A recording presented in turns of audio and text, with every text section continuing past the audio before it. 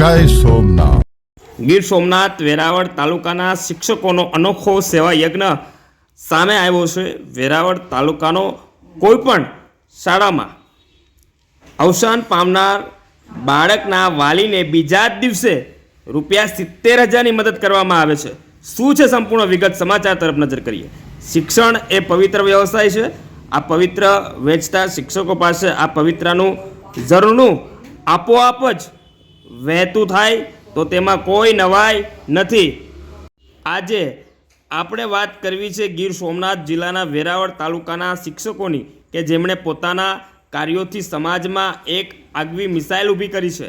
વેરાવળ તાલુકામાં આવેલી શાળાઓની કુલ 700 શિક્ષકો વિદ્યાર્થીઓની પોતાના બાળક જેવી જ કાળજી અને દરકાર રાખે છે। આ શિક્ષકોએ છેલ્લા 5 વર્ષમાં અકસ્માતે અને કુદરતી રીતે અવસાન પામેલ વિદ્યાર્થીઓના વાલીઓને ₹21 લાખની મદદ કરી છે।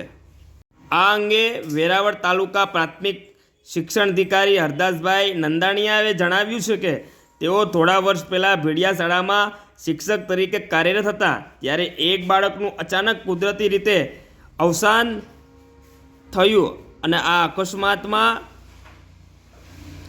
થયેલા અવસાન માટે રાજ્ય સરકારના વિદ્યાદીપ યોજનાથી સહાય મળે છે, પરંતુ કુદરતી અવસાન પામેલ વિદ્યાર્થીને તેનો લાભ મળતો નથી, જેથી ભીડિયાના વિદ્યાર્થીને પણ તેનો લાભ મળ્યો ન હતો।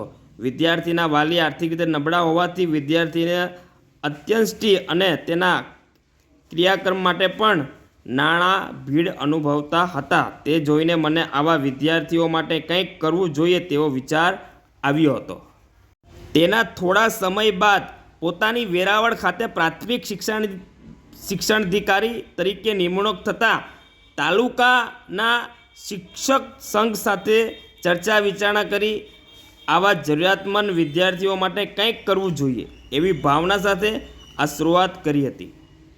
આ માટે જે મહિને ખબર પડે કે એક વિદ્યાર્થીનું અવસાન થયું છે તો તે મહિનાના શિક્ષકના પગારમાંથી ₹1,000 કાપવાનું નક્કી કર્યું, જેથી 700 શિક્ષકોના ₹70,000નો ફાળો જમા થાય અને તેને વિદ્યાર્થીઓના પરિવાર સુધી પહોંચતો કરવામાં આવ્યો છે।